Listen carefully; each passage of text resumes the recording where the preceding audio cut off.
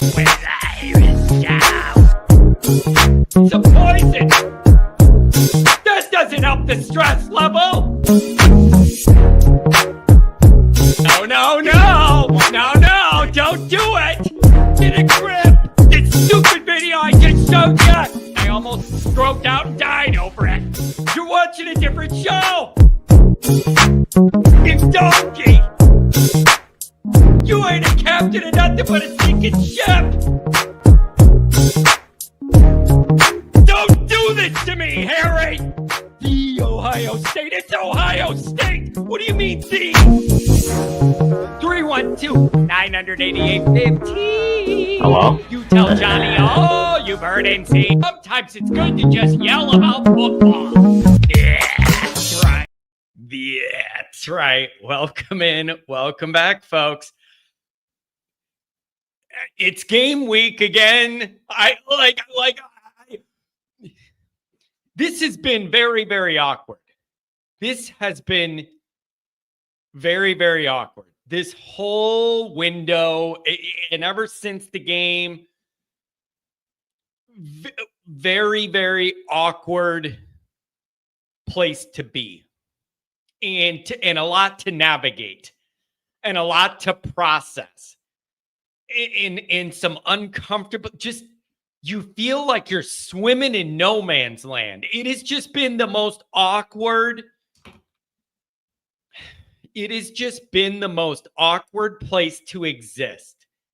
And the extended 2-week thing is a part of it. You know what I'm saying? Because you can't even just like feel bad for 5 days, then you're geared up, and then you got another game.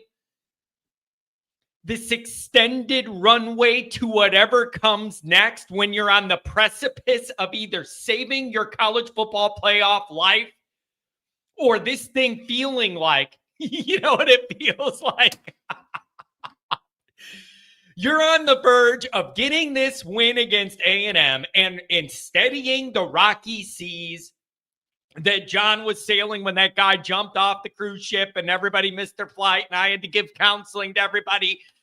Anyways, you're steadying the rocky seas, getting yourself back in playoff position, sound playoff position.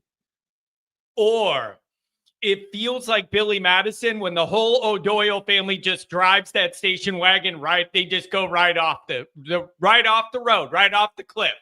You know what I'm talking about? O'Doyle rules. And the whole car goes over.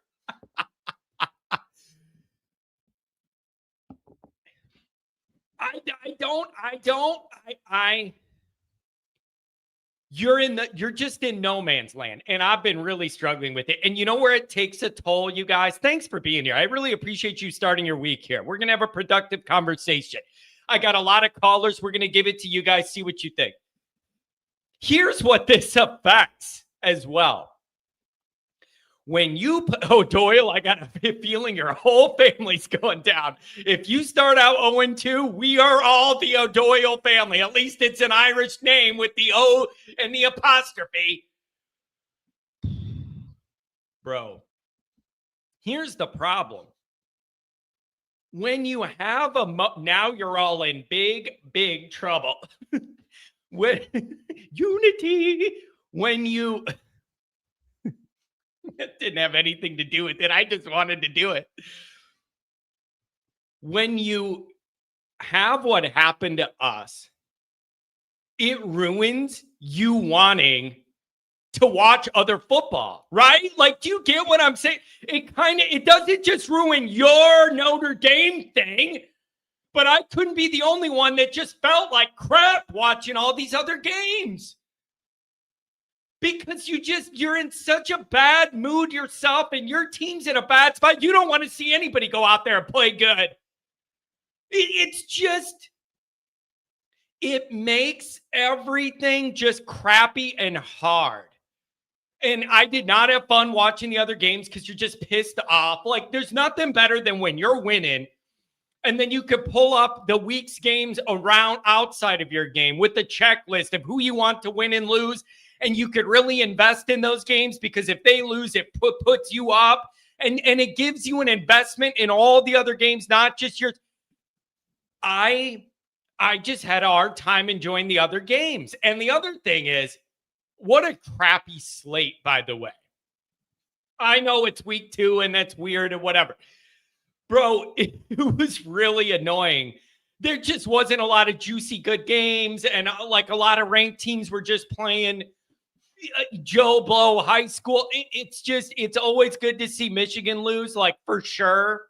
But it's like, I was happy to see them lose, but I'm also thinking at the same time, I'm glad to see them lose to end my night. And also, we got our own problems, bro. I can't be worried about the 2-game suspension. Teron Moore's going to go on while they play high school team. Got my own problems. So it just made it a very awkward football watching experience. It just did. It's just, you know what pissed me off more? John Chesty McChesterton. I think I extended that name, but you know what I mean. OSU beating an inferior opponent by 70. Why do we still have the NIU game? Son of a buck. That's a very fair question. I mean, it's really interesting. When some of these teams play Central High School, Southern State, whatever, just to write them a check and get a win, doesn't it feel like the favored teams there either win by like 80 or they struggle and they sleepwalk and it looks ugly and they scratch out like a closer win than it should be? Like, it's interesting to see how that goes. A lot of times they either just totally wipe the floor at 70-0, whatever, the other team can't even score, or you sleepwalk and then you have an issue and then you usually have enough talent you could get over it, whatever. But it's kind of rough. LSU struggle versus high school team in Louisiana. Well, they're undefeated and we're not. Who am I to say when you're coming off that physical huge win and whatever the week before, you're not a little sloppy at home against a no-name team and there's no vibe and no energy? I get it, but you won. We did that and we lost last year. At least they did that and won. So who am I? You know what I'm saying? USF is good, not a fluke. They'll beat Michigan next. Yeah, that was a good win by them. Billy Boy's in trouble. I'm telling you what.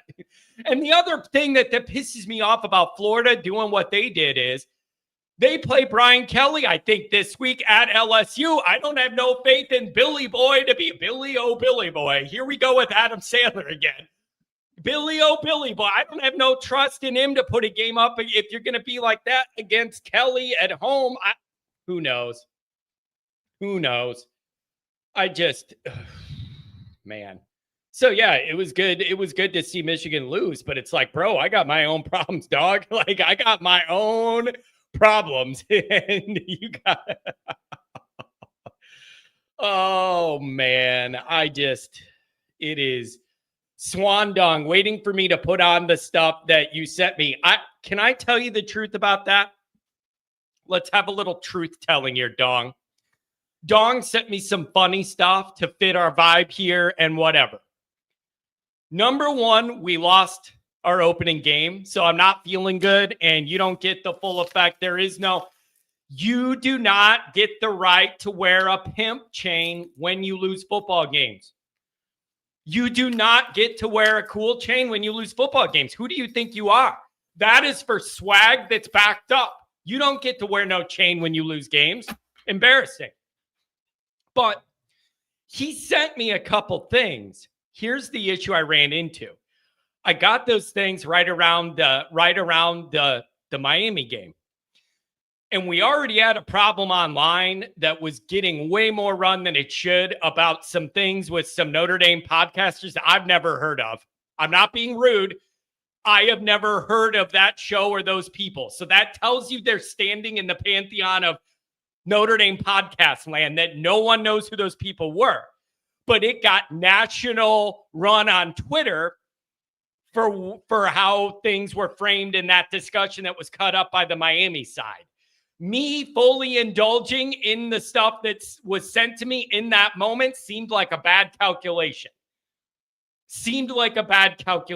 I did not want to add to that narrative. And I made the judgment that if I did what that bit was, it was going to go there. Not smart. And so I had to cool it. So I'm going to pick my spots. Maybe it's at the tailgate. We do something fun. I don't know. But I hope you understand. We had that issue. And it was really frustrating. Callers, I'm coming to you. It was really frustrating because no one's ever heard of those people before. And then the Miami people clipped it and made it look like they speak for the whole Notre Dame media and fan base and everybody's like them and all this stuff. Like, no one knows who those people were. No one even knows who those people are. I've never heard of that show or who they are. And then their little comment got extrapolated to represent all Notre Dame fans everywhere are racist.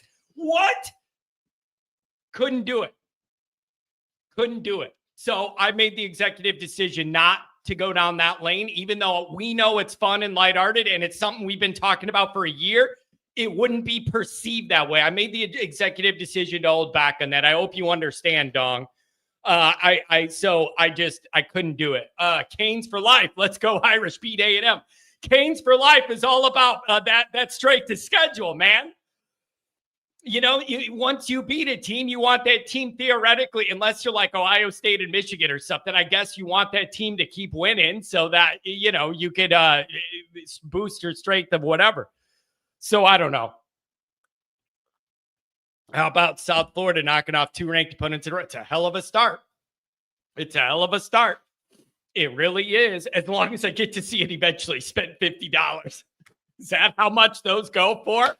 Unbelievable. But you got to understand where I'm coming from on making that calculation, that wasn't the time or the spot to go there. Even though it's all in fair, good fun here. So that was the decision. And so let's get into the introduction.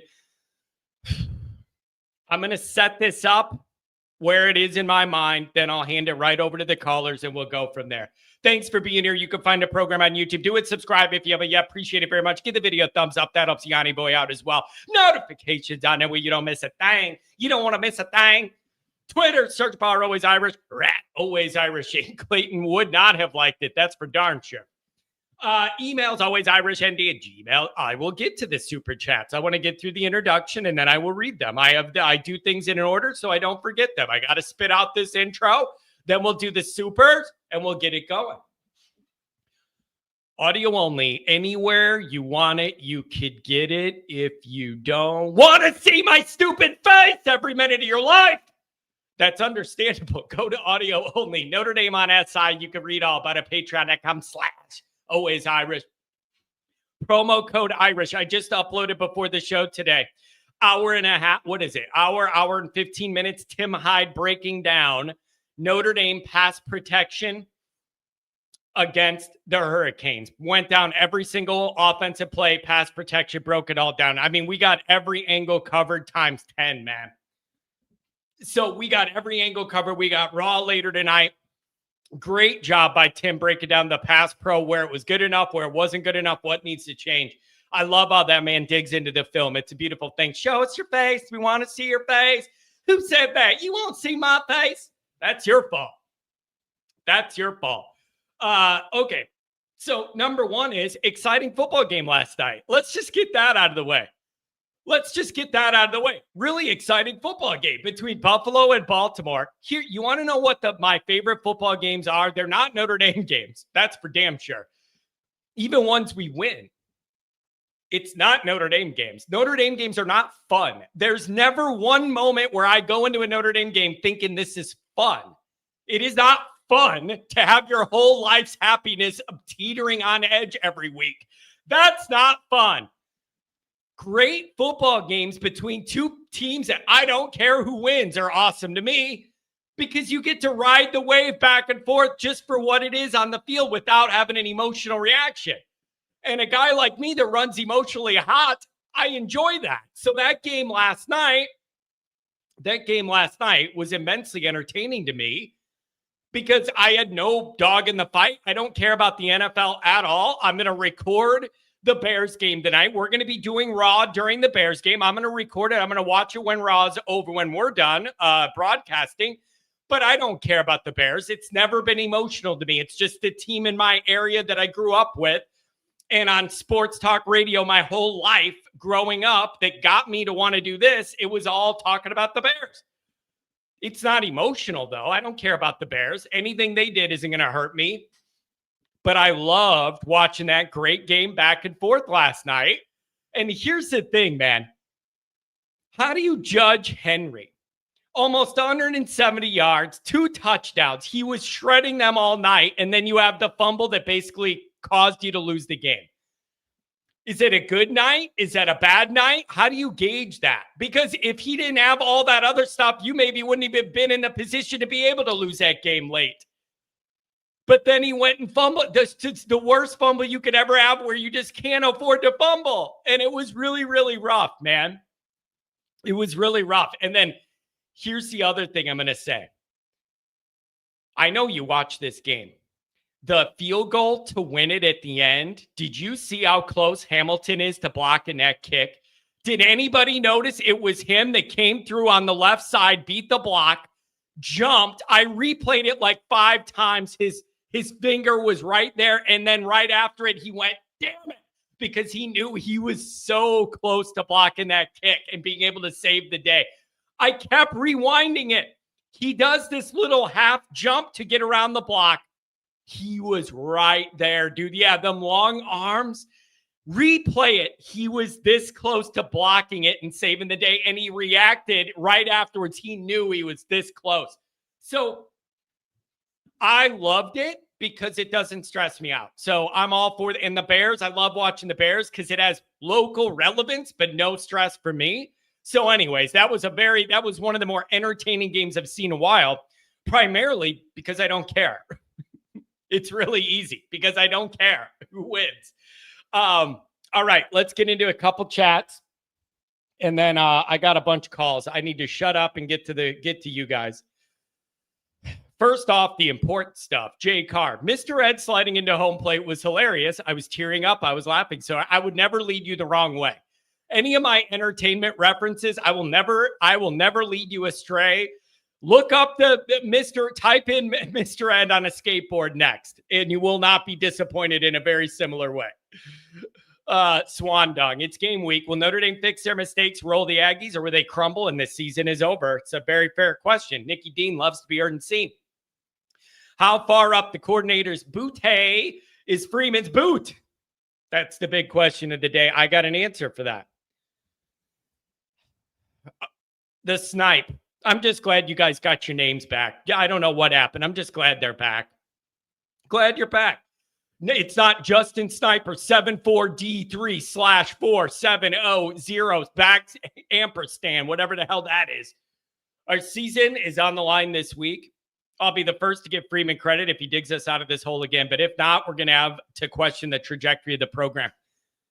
Man, how life comes at you fast, bro.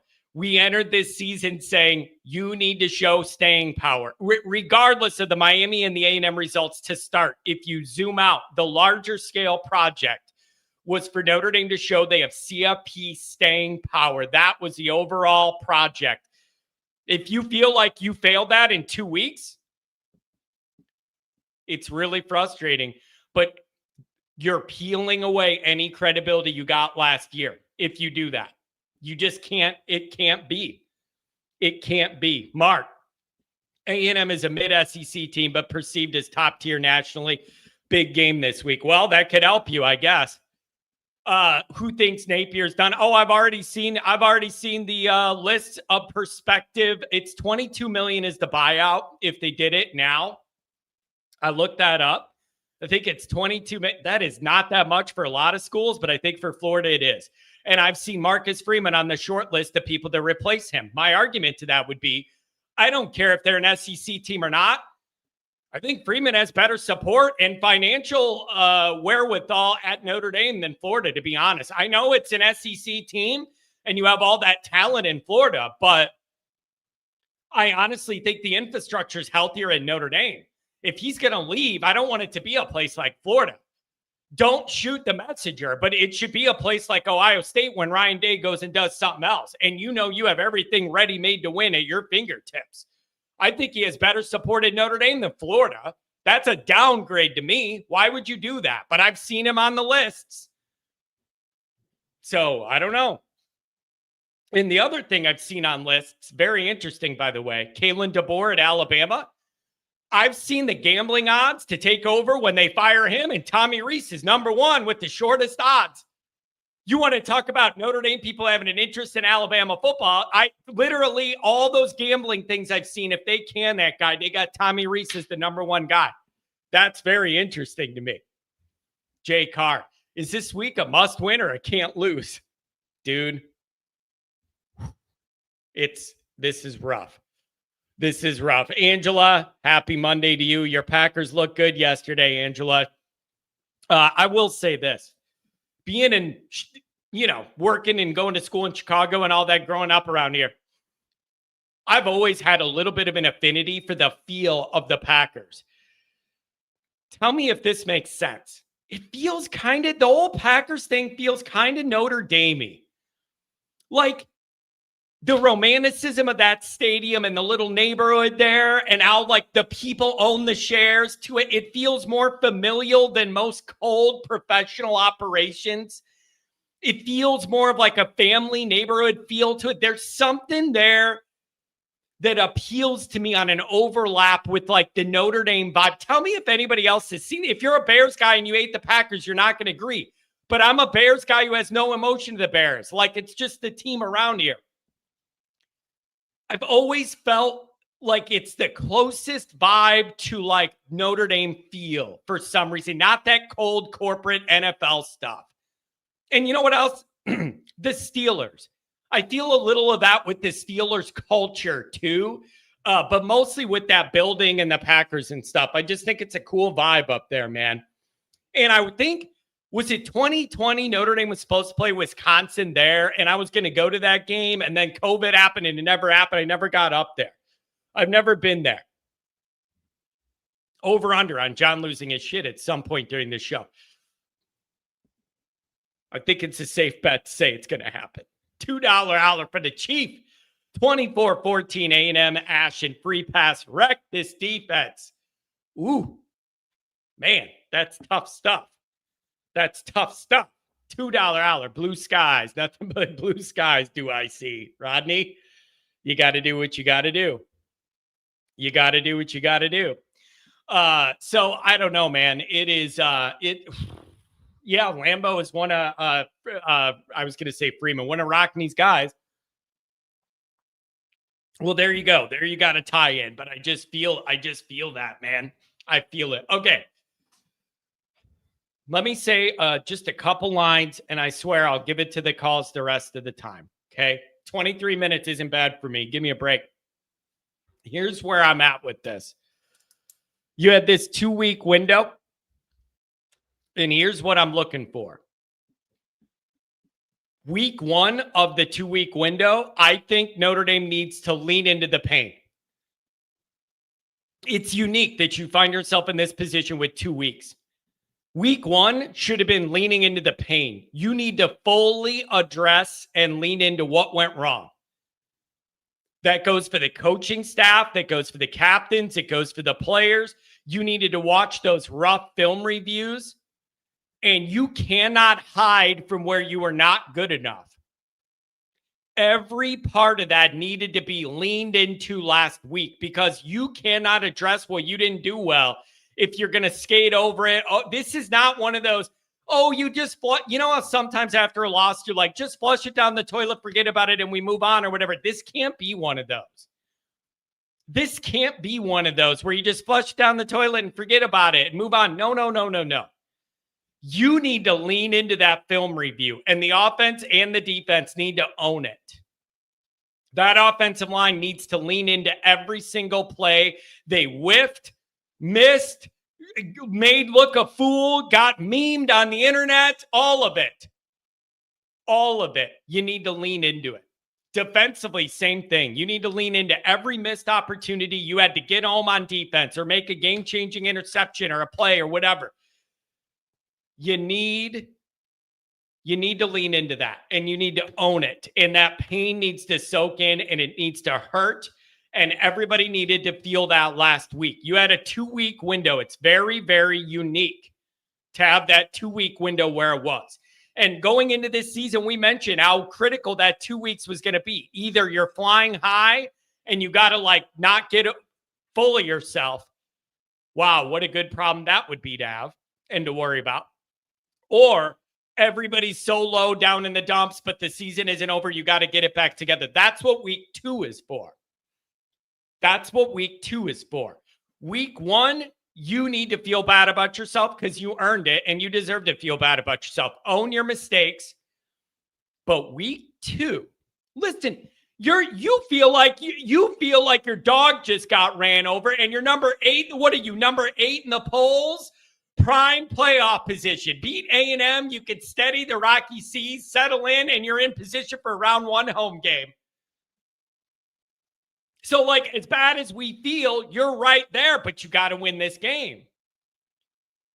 You got to win this game.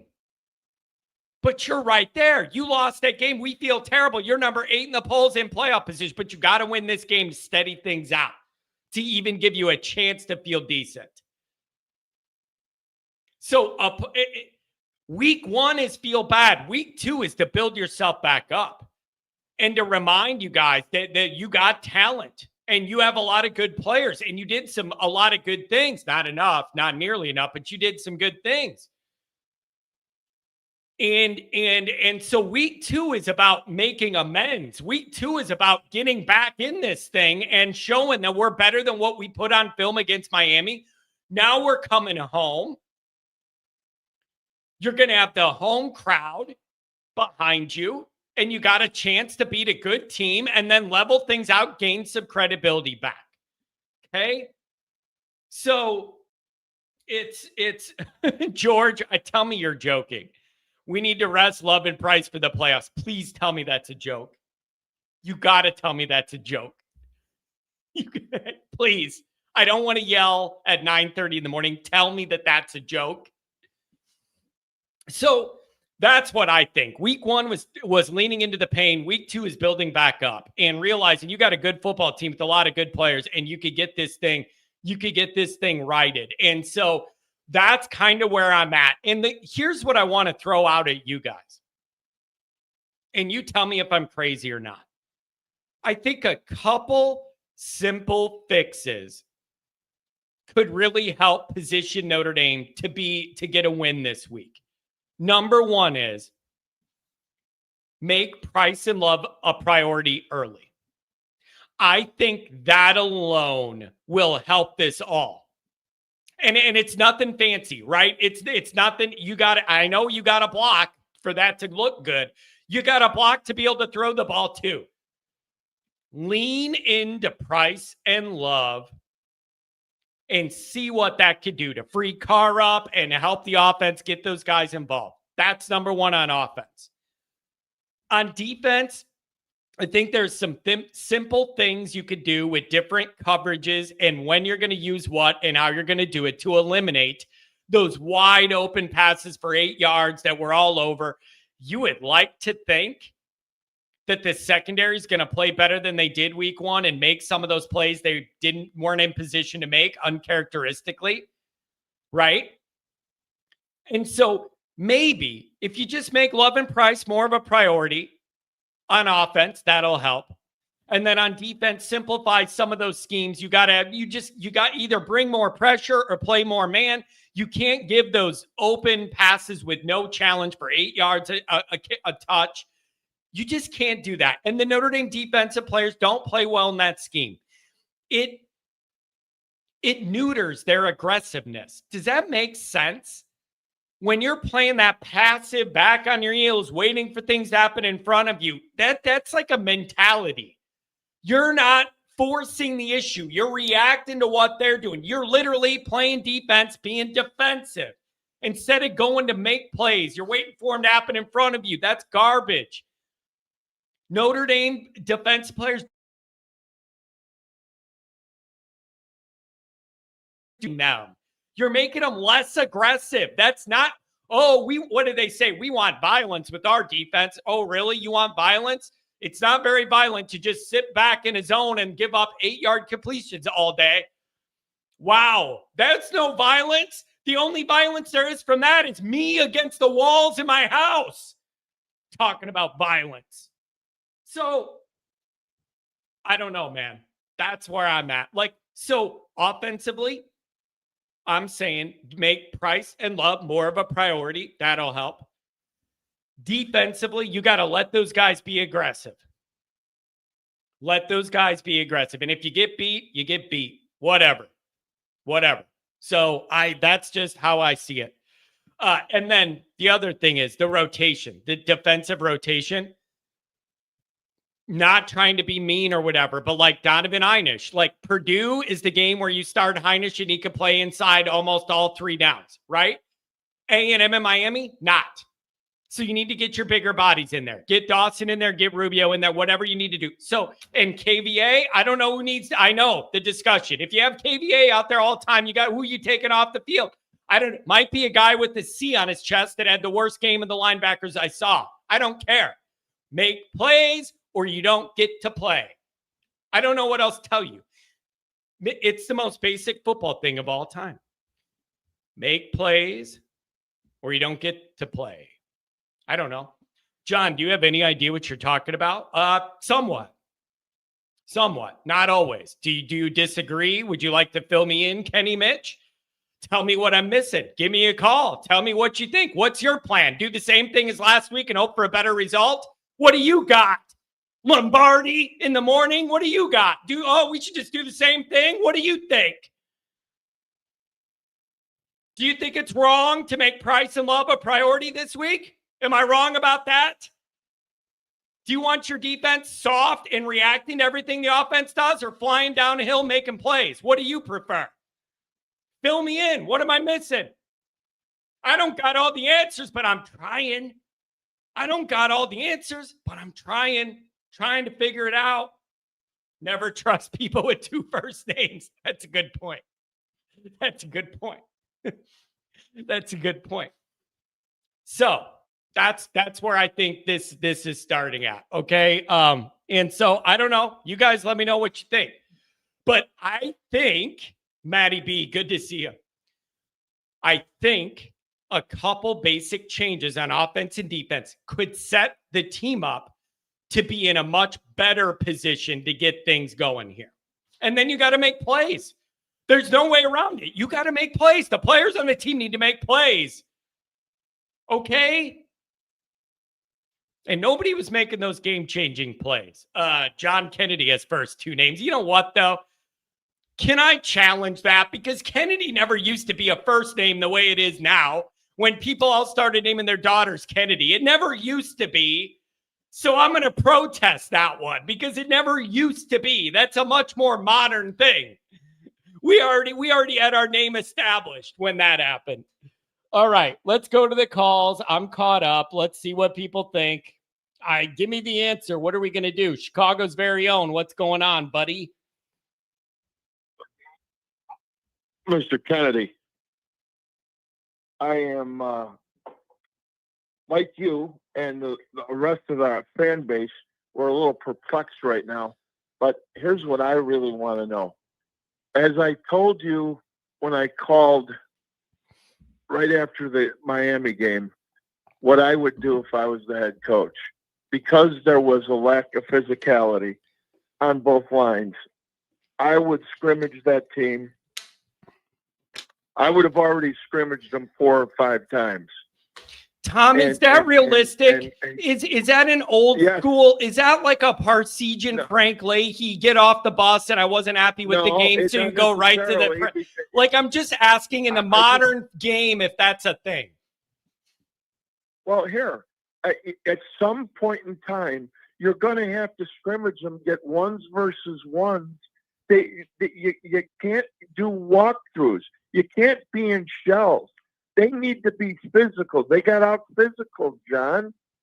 So the game plan was off, right? So looking forward, I mean, we saw, I mean, by the way, the film breakdown that Tim Hyde and Jared Clark did was fantastic. And I saw a couple other breakdowns as well. And it's all seems to be, pointing in the right direction. I mean, you've got, first of all, I got to apologize to everybody because I was grossly over bullish on this team. And that was based on what we saw last year. So 7 defensive starters coming back. And we had the nucleus of the 4 offensive linemen coming back with a lot of experience. Boy, were we wrong. Boy, was I wrong. I apologize for being so bullish on a team that I thought was going to show up. So what do? I think the break, the open week, will serve them well because now I don't know what they're doing. Do we have any idea? Did they have some kind of a mini camp, or is it business as usual? Because they need to be a lot more physical, right? They got to find out, and they also have to find out what kind of a game plan they're going to run. That they knew they made a mistake by trying to protect CJ Carr and those screen passes and those flat passes and not throwing the ball down and not running the ball. So I think they make those tweaks. Look, we've got 3 offensive linemen that are really good. So the center and the 2 guards are awfully good at run blocking. Sullivan Adford, when he gets in, he's good at run blocking, and so is Knapp. But when are we gonna see? This is the other thing. When does that experiment end? Knapp at tackle. Is this the time that the offensive mind of Notre Dame decides to say, you know what, maybe we do put Will Black in there? There's a lot of things that we don't know. And so when you still have a lot of question marks, every good football team that I've ever been with, on or around, anytime they run into a little adversity like this, what do they always do? They go back to fundamentals, go back to the things that you're good at, and that be running the football. You've got to get, between Price, Love, and Aeneas Williams, there's got to be 30 touches. And then let CJ throw downfield.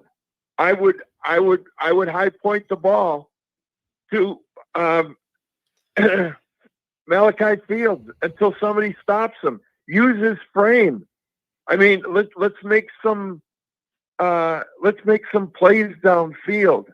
And then not getting the ball, not throwing the ball once to Greathouse. He attempted one, he threw it behind him, but Greathouse has got to get involved. My God, he had over 100 yards receiving in the last 2 playoff games. How do you not get him involved in the game? So I think Denbrock's got a lot to answer for this week. I really do. Yeah. What do you do defensively, Tom? What do you do on the other side of the ball to try and level things out? That's a great question. Well, first of all, I'm going to harken back to 1987 and 88 when Ned Bolkar was the starting middle linebacker, but he got beat out by Michael Stonebreaker. And if you remember correctly, they split time. Stonebreaker got hurt in 89, that car accident, and came back in 90.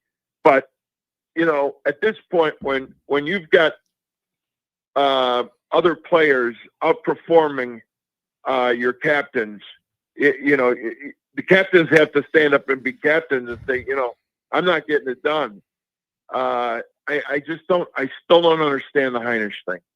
I need, and I got scolded by somebody else outside of Always Irish. It was on another thing, and Heinisch is fine. What do you mean he's fine? He's 6'2", 270 pounds. He's a tough kid. But my God, John, he's taking on 335-pound offensive guards. They just chew him up. Yeah. How do they not see this? That what's disturbing. And Dr. John mentioned in the chat earlier, did we overestimate this team and this coaching staff? Well, I just think the whole game, they weren't prepared to play physically against Miami. That was evident. Yeah. And then tailoring the offense around, the quarterback to make sure that he wouldn't make mistakes. Now that we know that he can handle pressure, then I think that'll change the game plan from there. But again, they've got to go back to basics. And then defense, you've got to start KVA. KVA, yep. From what I saw, KVA and Ausberry played really good. And with Marcel Reed, they're going to run the football a lot. So that means Josh Burnham is going to see a lot more playing time. He's great against the run. And so is KVA, and so is Ausberry. And we need some help from the interior defensive linemen. Yeah. So I think we'll see it was a wake-up call what happened in Miami, and I really believe that the team will step up, but we got to figure out, you got to get the ball, and every time they get the ball, they're going to have to set the tone and say, this is who we are. We're going to play some power football, and then we do have a quarterback that can throw. So I like their chances.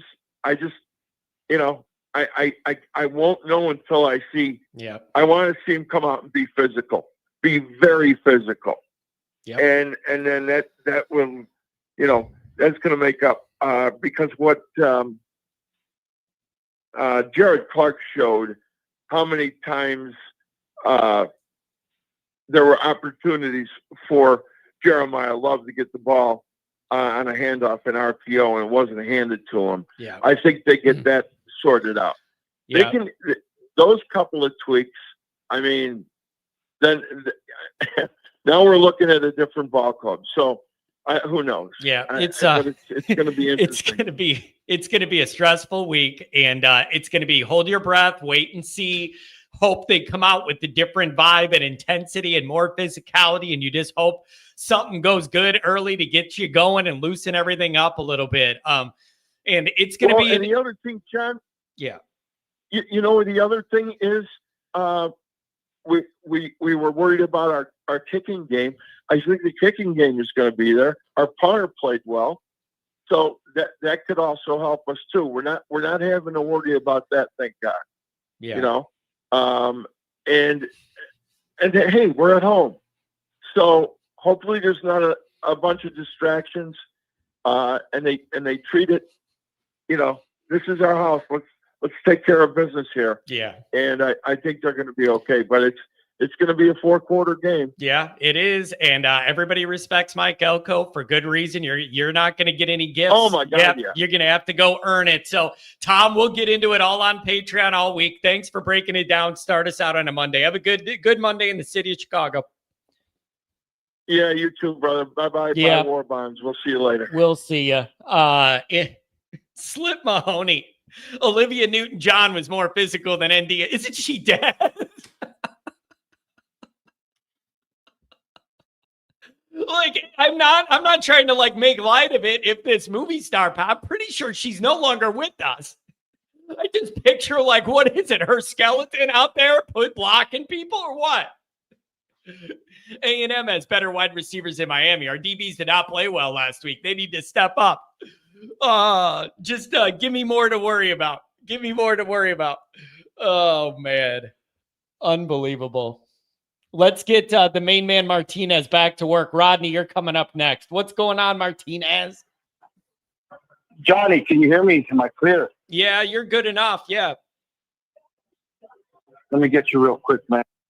Okay. There you go. I'm going to ask you something, and I'm going to just get to it and get out, brother. I got a lot of blocks to put up, and that I asked you to do. So here's the thing real quick. The substance of things hoped for, the evidence of things not seen. Do you know what that means? You know what that is?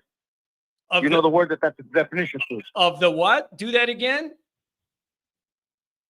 Is the evidence, is the substance of things hoped for, the evidence of things not seen. Do you know what that is? What is it? You know what word that is too? What is it? Okay, I'm gonna give this. Okay, when we was coaching, we had 4 Fs. Hey, we're gonna do the 4 Fs. Every time we do the 4 Fs, we fight. Like Tom Farley said, what do you mean by fight? We fight, fast, focus, finish. We go in there and we're gonna fight. You can go in there and punch a man in the mouth, knock somebody's dick in the third. You're gonna play on your damn toes and not on your damn heels. That's how you're gonna play. This is how they're coming. And then second of all, you're gonna play fast. You're gonna play Notre Dame football. You're gonna shoot to the ball. You're gonna be making plays everywhere. The ability that we have, we're gonna play fast. And for the offense, you're gonna stay focused. Focus on your block. Focus on your throw. Focus on your catch. Focus on your route. Then we finish. We finish, man. We don't leave no stone unturned. We don't leave no block undone. We don't leave no damn play. We don't take plays off. We finish every single one. And the fifth one, man, have faith. That's the definition to that word I just read to you. You gotta have faith. You gotta have faith that these kids are gonna gel it together and the coach is gonna be together. Now, faith is the substance of things hoped for, the evidence of things not seen. So do you have faith that they're gonna use this 2 weeks and come out looking very different? Do you believe that? I do, Johnny. I really do, man. I really do. I've gone through these things as a coach, and like I said, and we've had to go back to the drawing board many times. And in Freeman's era, right, that's kind of been the tell, and we're sick of it. But Johnny, I do, man. I do have that faith that they're gonna go back to that, man. I sure hope so. That they're gonna gel it. Go ahead. You better. Go ahead, you better. You got to save your season. You don't have your back's against the wall. You got to come out that way. Yeah, Johnny, that's the fifth one we have, man. Have faith in your coaches. Have faith in the program. Have faith in what you're doing. Have faith in the guy to the right of you. Have faith in the guy left of you. Have faith that you're going to push the opponent in front of you that much more forward so we can get some yards, man. And the longer we can push them forward, the harder we can push them forward, the faster we can push them forward, the closer we get to the end zone, you know what I mean, the more the ball is in our court, man. Johnny, I love you guys, man. Like I said, I was just going to be in and out and just throw that in there for the Monday. I'm excited. I'm excited for this week, man. I'm excited to see the adjustments that the coaches are going to make, man, and that they made. You know what I mean? Yeah, I hope you're right. I talked to Tom and I talked to Tom and talked about all these schools, and I know it's a payday for these small universities, but it's a bunch of horseshit how all these major programs play these small universities to rack up things, and you know what I mean. And in a sense, they're still ranked higher than us, you know, Johnny. But hey, God is good, Johnny. Hey, man, it's a new day. Like I said, it's a new day at the Golden Dome, buddy. It's a new day. Hey, there's a reason why the pyramids are standing after 6,000 years, bro, on like 4 different continents. You know that? Because they're built brick by brick, block by block out of masonry. What I do. That's why the greatest program in all the land is still standing over 100+ years and is relevant. Johnny, I love you. Onward, Notre Dame. Onward, Notre Dame. I'll see you in 2 weeks, buddy. I like the positivity. We need some of that. Andrew Gilmore says, has anybody looked at Mike Denbrock's Wikipedia lately? Somebody said, no. Why? And he says somebody changed his job title to screen coordinator.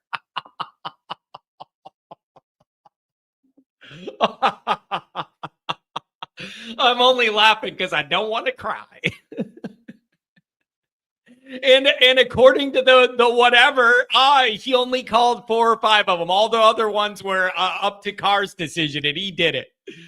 Which I've already said, that is not an excuse. The first time he does it on his own, one too many times, you pull him aside and go, no, son, hand it over to Love.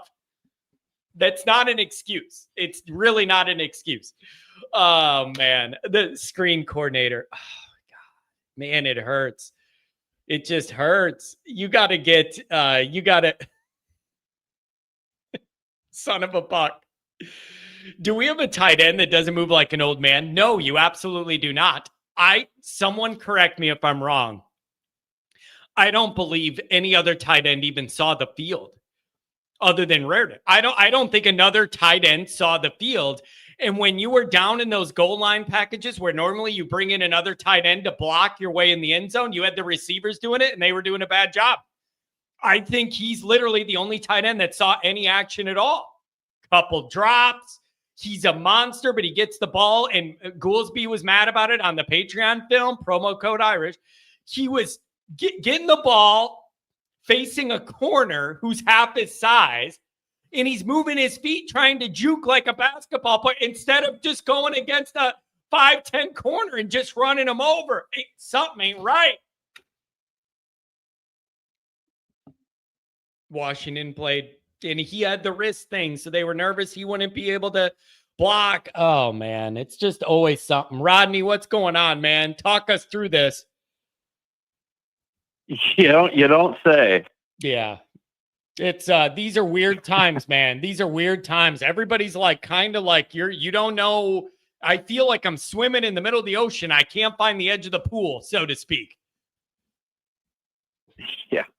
Yeah, I understand that feeling, because that's kind of where I was kind of going to start with. That is that okay. Ultimately, again, John, I think you got to kind of, when you have a few years now of data, you have a sense of a coach, you can start seeing trends and patterns and say, both to be fearful of the bad patterns, but also optimistic of the patterns that seem to always be positive. And Freeman does seem to be the kind of coach so far that when his team's backed up against the wall, you get their best effort. The problem is, and that worked last year, I think, because of how bad the NIU loss was. I think it really, I'll talk about this game coming up, but I'm just wondering I'm getting frustrated that this is a recurring problem on the negative side now. Yeah. Is that it seems like, okay, the difference between last year's opening game and this year at Miami, dude, I think a lot of that has to do with what our expectations on Miami was based on how they ended last year. And I think while going into like the final week of the season or the championship Saturday or whatever it was, Miami was right in that playoff.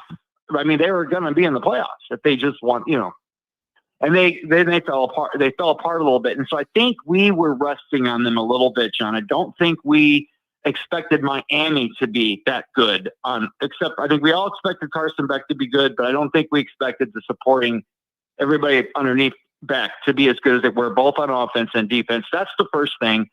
And had we expected that, I think we probably win that game, albeit in a tough one. Okay. Because they came to play. So again, it's hard as a Notre Dame fan. It's like you said, man, I'm looking across and I see no life raft. At the same time, I'm floating and I know how to swim. So, it's like that challenge thing. Maybe that's good, right? Maybe that's good. But also because we're Notre Dame fans, how clearly are we seeing it? Are we overreacting? Let's not forget, man, going into week one, what were we saying? It's week one. And then after week one, the sky's falling again for everybody. You know what I mean? Like, you can't have it both ways, man. Had we won that game, I'd be very worried about week two. Again, I think this bye is, especially now that we lost, was in such a good place. That was a brilliant move by whoever it was to do that. That made a lot of sense. You got two tough games like that. So the bye couldn't have come better, man, because I'm telling you what, he said, oh, boy, you lose one. You want to go back the next week. You just want to play. No. Are you kidding me? I don't want to see Notre Dame play this last week. No way. After what I saw week one?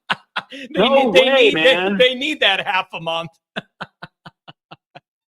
Back to the flipping drawing board, man, because here's the thing. Now getting down to specifics. Look, so yeah, John, do I think they're going to give an entirely different effort? Very likely night game, Notre Dame Stadium, yes. But they're playing A&M, and Elco's been beaten in pretty heartbreaking fashion 2 years in a row, man. He's going to have his team ready to go. And they did not. You were talking about, like, when you play an inferior opponent, it's either like a blowout or a close one. They had the one game that was kind of a tweener. They won something like, 44-21 against Utah State. It's like, okay, maybe you probably should have won that game by more, but you also didn't, and that could just be looking up forward to Notre Dame. So don't, we're in for a tough game. We're in for a tough game. I hope we're so good that doesn't matter, and somehow we pull away and we win by 3 touchdowns, right? But Elco's going to have them ready. I just can't believe he wouldn't. I do think we're going to be ready. But, John, I am like, what? And, I was texting you throughout the game in my usual, when things aren't going well, it just becomes worse. I just express all my feelings in those words. But I was so disappointed in both coordinators, man. I thought they both got. No one really talked about that as much. They talked about how Miami's lines were on both sides, but no, they were both out coached. That bottom line is both coordinators got their asses out coached on Saturday, man, against. I just don't think we were expecting Miami to be that good on either line. I think we thought maybe. Ryan, the guy from Irish Breakdown, or used to be with Irish Breakdown, guy that comes on the show now, Ryan Roberts. Like, he mentioned them being underrated or overrated possibly. Well, they're not overrated. I mean, so, and I do think Notre Dame's defensive line, they're going to get a pass. I don't know what they were doing. They were playing a Bob Diaco / Rick Minter style defense, and all the old, the Frawleys of the world and people that, and you too, John, probably know what that's like. Maybe Rick Minter, that was more, you were like, 5 years old, something like that. Maybe you wouldn't know. But yeah, it was that style of defense where you got all this talent, but it's like, and again, I understand to some degree, John, because of how the game went on in the fourth quarter, especially playing that style with the kind of talent you have. What it does do is it's almost like you got something over on the other team. Like, okay, yeah, you think you're moving the ball, but we're going to get really good in the red zone, and then we're going to have a lot of energy in the fourth quarter, but not quite enough, right? And then Denbrock screws it up with his weird. I mean, what was that? What was the guy's? I already forgot the guy's name from 2 years ago. The coordinator, the Jared something. Parker. Gerard Parker, right? Gerard Parker. It's so similar to Jared Clark's name. It's like I keep thinking Jared Clark, and no, that's not the same person, obviously. Gerard Parker. It just felt like a Gerard Parker offense out there, man. I'm like, what are you doing? Like and so yes, do I expect a much improved effort, and will we probably win? Yes, because we have that week off. I think that's the difference in us winning or losing. I actually would be very worried about this week, dude, if they didn't have that week off at this point. I do think we win this one, and then I think we get better and better and better. And then we'll see. Maybe we drop another one. But I think we're going to get the team we thought we were going to get. But I just don't even know what that was. And yet we only lost by 3. It was a weird thing. We had a chance to win at the end. And then some really awful play calling in that last sequence. No one's talking about that enough either. What an awful last series. Yeah, it's tough, man. Have I hit every point yet, John? Have I got through all of them? Because I could keep going. Yeah, it's man, you just hope. I'm with you. You hope these 2 weeks you do some soul searching, adapt some of your play planning, your scheme, whatever, and then you just got to be dialed in and play with an intensity you didn't seem to have till it was too late against Miami. But the pressure's, and we'll probably get that. On. The pressure's we'll probably on. Get that. You got to win this one, man. I know. And things are going to get ugly. So you better win this one. Right. John, on the way out, man, because I pretty much, I mean, there's some other details I want to throw in there. Also, too, I'm going to call out Jeremiah Love just a little bit here, man. It's like, I get it, man. The line was blocking. It was shitty, John. It was just bad. Okay, it was bad blocking all around. But also, man, break a tackle. Like, there was a couple of times I'm like, that's not the Jeremiah Love last year that would give me another. I didn't think anybody really, a couple, I agree. KVA, Osbury played great on defense. I'll give them that. I don't think anybody really played with Carr. I thought Carr was very good, very good. Certainly wasn't the reason they lost, and probably is the reason they're in the game, actually. So good on Carr. But there's going to be a game where Carr's got a bad one, man. The team's going to have to win it for him. You know what I'm saying, John? He's going to have a bad game this year. He's too young not to. Yeah. It's going to happen. Yep. So I'm just saying, man, we got to, yeah, man, I was disappointed, very disappointed. Well, we had two what's weeks. Goolsby and Hyde and all them saying? I didn't watch the show this week. What are they saying? What's their level of optimism versus pessimism this week? I don't know. We got to get into it this week. We'll start it on Raw tonight. But a lot of film review, of everything that went wrong on both sides. I guess we're about to find out, right? Yeah. Yeah. So we'll get into it. And I think everybody needed this. Okay. Everybody needed this week to breathe. Rodney, enjoy it, and then I'll see you in 2 weeks, buddy. Yeah, you will. All right, man. Have a good Cheers, one. John. Have a good one. Oh, man. Rick, the resident Texas Aggie, the only one I think we have. 2025 Aggies. Explosive offense, defense summed up by Cassius House. 3 sacks on 3 consecutive plays. Watch out, Nap. I'll be back. That's a problem. That's a problem. Watch out, Nap. I'll be back on the Irish fan wagon next week. Giga Aggies.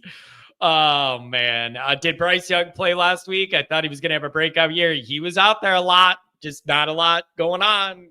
He was out there, not a lot going on. Look at this. WPP. ND beats A&M 35-14. Look at that positivity there coming from WPP. Here's the other problem with this. When you say, I'm going to write about this tomorrow. It's bugging me. When you say Freeman's teams do a good job of bouncing back after something terrible happens, right? And there is a really good history of Freeman teams doing that in Notre Dame. My point is, to get this thing really over the ultimate hump, you got to find yourself not needing to bounce back from a nightmare. That's the upper crest level of this, right? Like, it's good that when something bad happens, Freeman teams bounce back very well. That is a historical fact through his time in Notre Dame. But what I'm saying about is you can't always find yourself needing to bounce back from a disaster, because guess what? You're just not always going to be able to do it. When you put yourself back against the wall, back against the corner in week 1 or 2 of the season, last year you made a miraculous, what was it, a 13, 14 game winning streak, whatever it was or whatever. Bro, you can't depend on that every year. So that's the higher crest level of this, is not needing to bounce back from a nightmare because you don't have a nightmare. And then you're halfway through the season and you got a couple games in your pocket to play with for playoff wiggle. So it's good and it's bad. It's good there's a history of bouncing back, but you're not going to reach the level you want if you always need to. So I don't know. Rick, God bless you, man. Texas A&M fan, you found my show a year ago when we opened the season. You've been here ever since. You donate a ton of money. And this is going to be a good football game. I say it all the time. Respect Mike Elco. I say it all the damn time. And I'm going to say it again. I respect Mike Elco. Oh, boy. All right. City cheers and back to every dollar matters when you run a club, bar, restaurant, or country club. Lost tabs, slow payments, and walkouts cut into your profits fast. That's why venues trust the City Cheers app. With City Cheers, guests can receive promo details for your upcoming events and open and close their tabs right from their phones. Payments are instant, your walkouts will drop, and your team saves time with fewer card runs and less hassle for everybody involved. Managers get real-time reporting and transaction tracking, so you know exactly what's happening on the floor, from sales to staff performance. Servers can handle more tables with less effort, boosting check averages and increasing their tips. And when your staff works smarter, not harder, morale goes up, service speeds up, and turnover goes down, creating a smoother, more profitable operation every single night. Protect your profits, empower your team, and simplify your business with City Cheers. This app is built for venues that want to win. So if you're ready to take your business to the next level, call friend of the show and loyal Notre Dame son, Tom Frawley, at 773-332-7742 today. Be sure to tell him Always Irish sent you.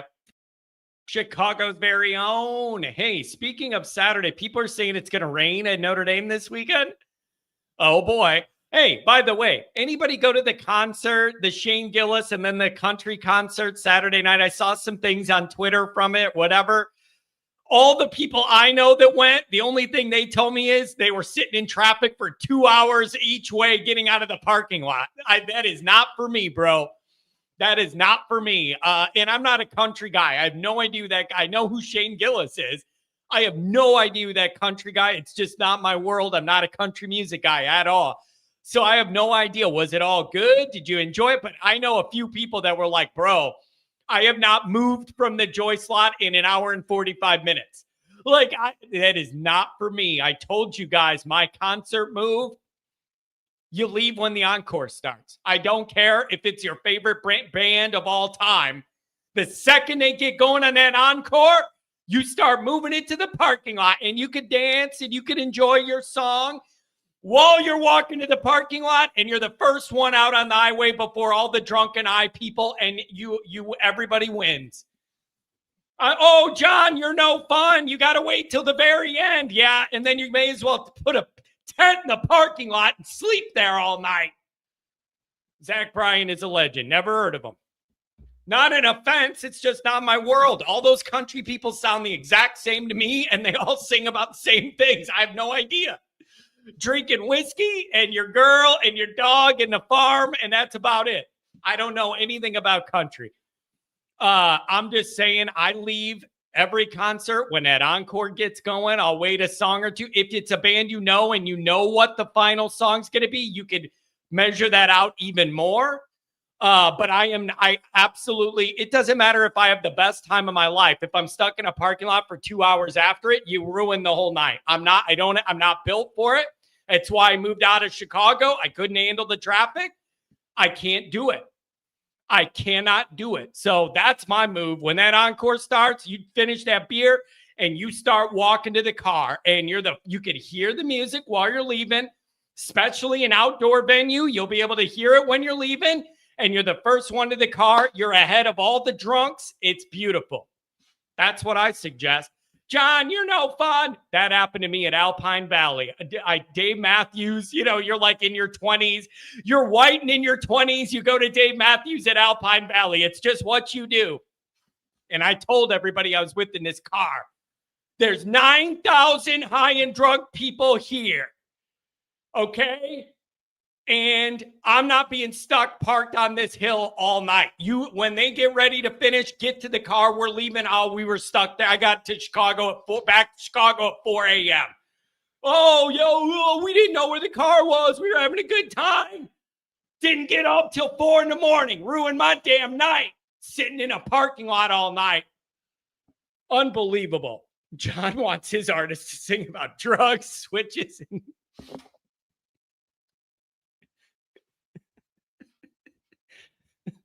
I've been to a lot of Snoop shows. That's true. I've been to a lot of Snoop shows. Speaking of which, I'm going with my parents to see the Doobie Brothers Wednesday night in Tinley Park. I'm going to take a picture of Michael McDonald just for this chat. I mean, that's my parents' band they grew up with. We're going. It's a Wednesday night. What else you going to do on a Wednesday night? So we're going. And I am just going to bust out laughing the first time I see Michael McDonald sitting at that keyboard. I keep forgetting that you can't throw the ball just sideways. I keep forgetting that the end zone is north and south. I keep forgetting that you gotta make defensive plays. I keep forgetting giving up 8-yard passes is not good enough. Oh my God. How old are my parents? They're boomers, man. I don't know. Upper 60s? 60? My dad's 67. I don't know. They're boomers. They love the Doobie Brothers. Angela's been to a lot of Doobie Brothers. We used to all go with my parents when we were in college. It was fun as hell, man. They're boomers. Some of my favorite memories are going to see the Doobie Brothers. Yeah, I mean, it's just something we've always done. Oh, God. 574, what's going on?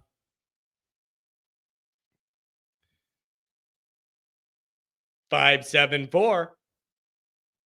Oh, hey. Hey. Sorry, John. How you doing?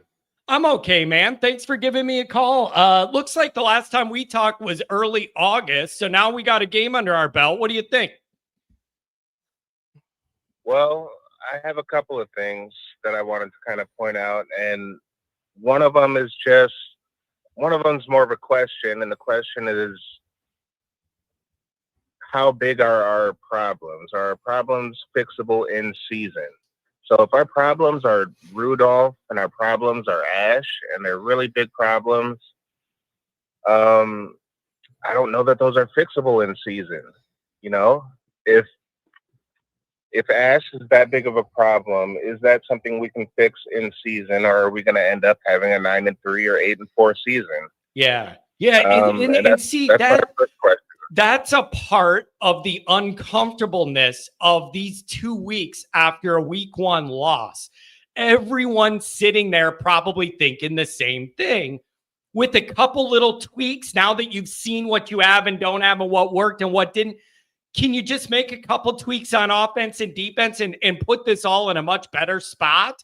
Or is it a bigger problem, either with play calling, scheming, and or the talent?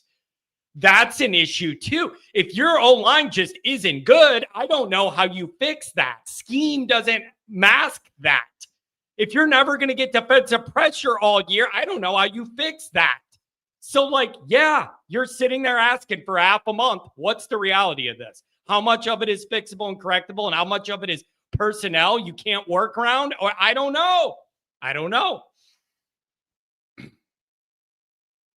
either, and I don't really think we're going to go 8-4. I mean, maybe that's a bit of a low floor, but there are a lot of questions that we have to answer, and you know what?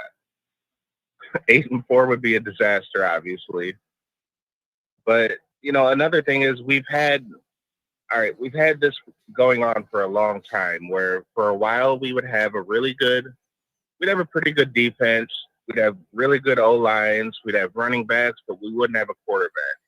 And now we have a quarterback, but we have questions on the O-line and the defense all of a sudden. And it just doesn't seem like things ever are able to line up for Notre Dame. And it's really frustrating, you know? Yeah, it is. Man, there's a part of me, I have this part of my Notre Dame brain that thinks you have 2 weeks, you needed to get hit in the face, now you're pissed off, you look at the film, everything you did wrong, you make a couple tweaks. There's a part of me that wants to believe Notre Dame's going to come out pissed off, zoned in, hyped up, ready to play physical football, like just a totally different vibe than we had going into Miami. There's a part of me that wants to believe that. But it wouldn't surprise me at all if you saw some very similar struggles. And I just don't know what we're going to get. And I'm going to be on edge till we see. Yep. And I think we got to figure out this rotation thing that we have going on. We need to figure out how to get the hot player in the game. We need to figure out, you know, I don't care if it's Jay Price who's hot this game. Sometimes it's just about matchups. It's just Jay Price matches up better against that specific defense. If that's the case, we need to run Jay Price for that day. We need to figure this out where we're not taking the hot player out of the game, and this whole rotation thing, I don't know if they know what they're doing. Yeah, and now you got some evidence though. I think especially defensively, they learn there's certain rotations, certain guys that are a liability in certain downs, distances, or packages, whether it's the Heinisch discussion or KVA discussion, how much snaps he gets on the back end. Carson Hobbs was out there a lot, and there were some bad things that happened. Like, so maybe it tightens up, and they just needed a week of film to see what they were working with, and this will all be in a better spot. But again, the guys got to go make plays. People just didn't make plays. There were some plays to be made. You didn't make the plays. Miami made the plays, and they earned the win. It hurts, but they earned that win. Yeah, absolutely. So credit to Miami. Yep. And yeah, that's all that I really had, John. But I'll be there for the Purdue tailgate for sure. Awesome. So, yeah, I'm looking forward to that. Hopefully, we'll be. What game will that be? It's the game after A&M. So you're either going to be drowning your sorrows first thing in the morning because we're 0-2, or we're going to be happy because we got it back on track. Either way, we're going to have fun with our group. Yeah. So we'll be able to tell just by the mood of the tailgate and everything. We'll know what it is. So yeah. Oh, man. Well, thanks for the call on a Monday in the greater South Bend area. Hold it down for us, brother. I will. I appreciate it, John. Have a good one, buddy. How much time you got? Kent, Ash is not the problem. You guys do not understand football. It is not his fault. He has no real defensive tackles. He doesn't have Watts or Kaiser or Clark to clean up guys, or Mills and Cross. Man, that's tough.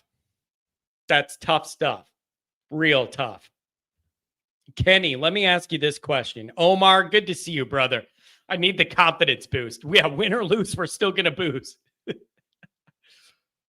Kenny, I've been watching Indy football since 85. I can tell you Indy's going to get run over this weekend. The team is so bad. Freeman is lost and has no clue what to do. Ash just flat out sucks. Let me ask you this.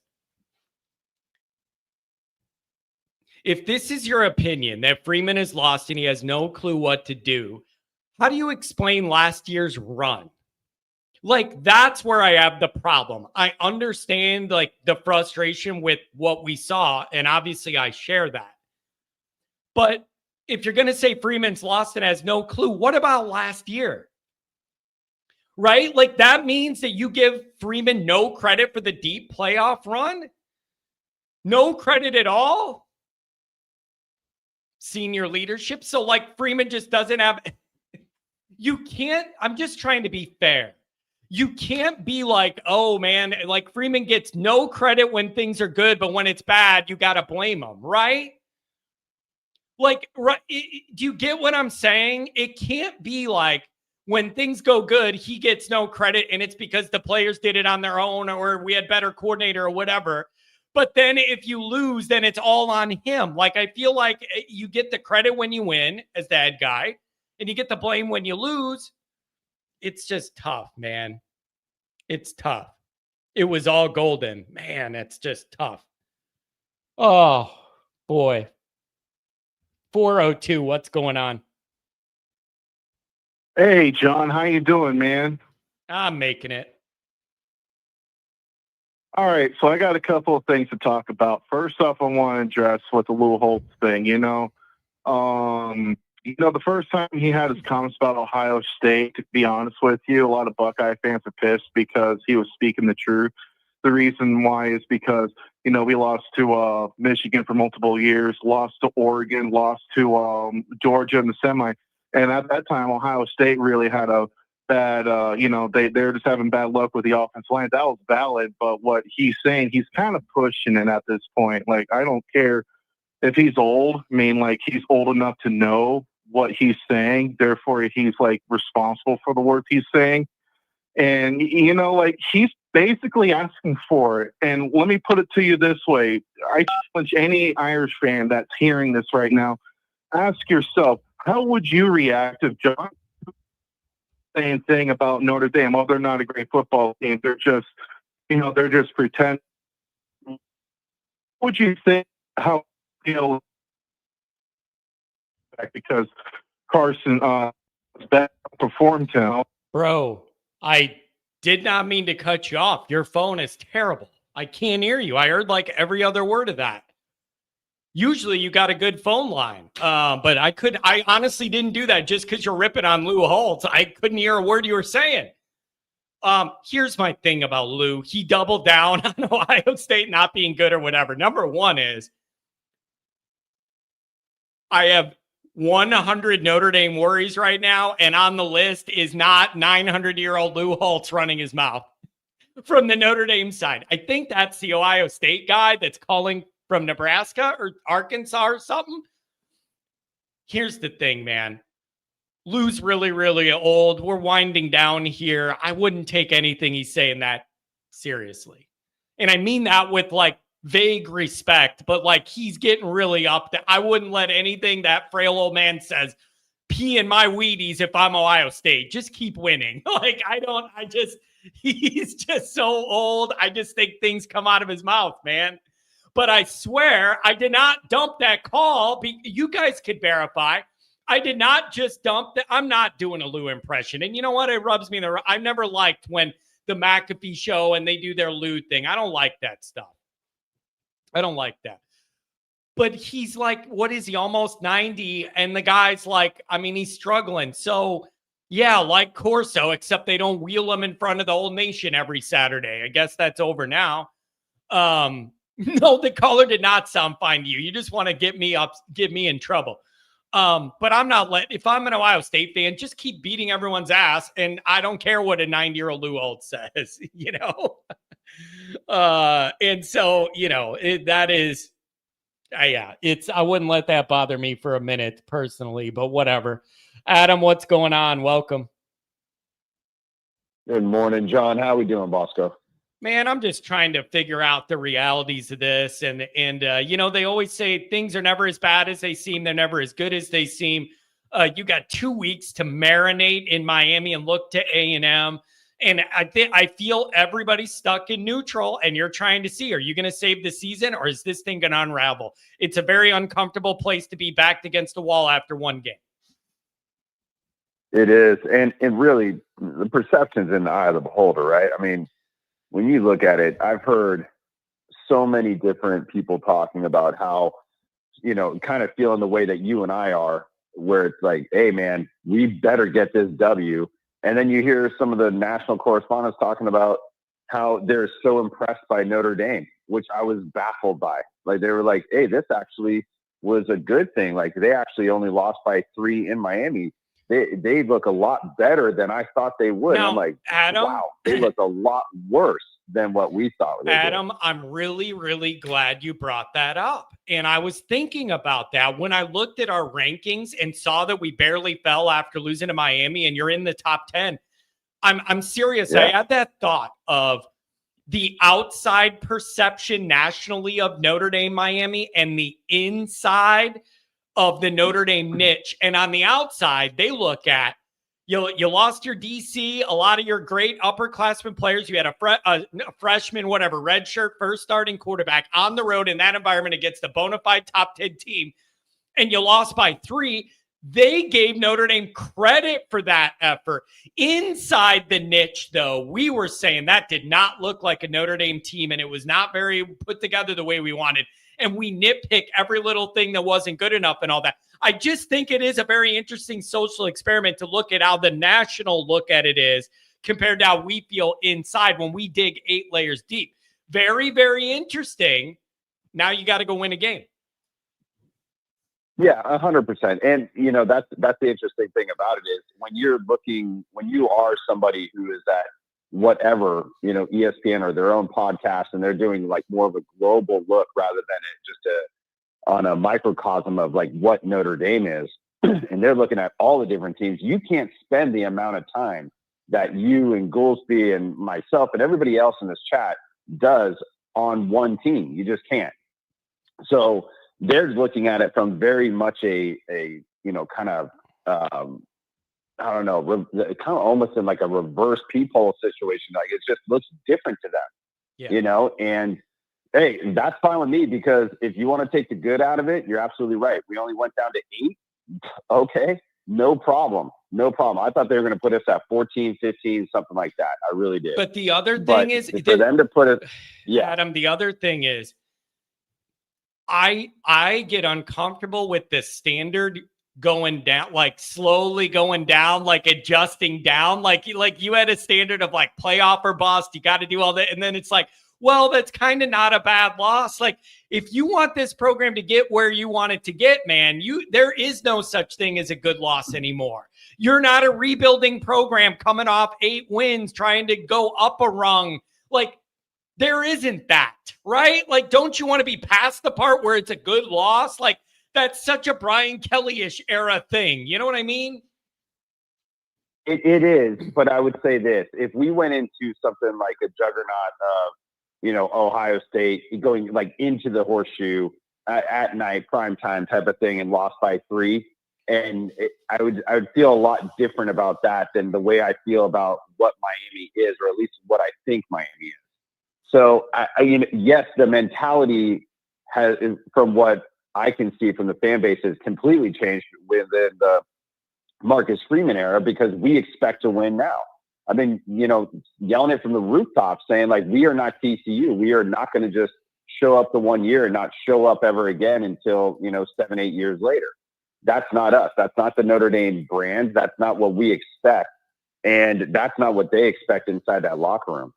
Yeah. So with that being said, we need to get after it. And this is where I have a question for you. And Tim Hyde, Goolsby, all these guys, I'm curious. What do you guys think about this? But the offense and defensive coordinators have been on the sideline.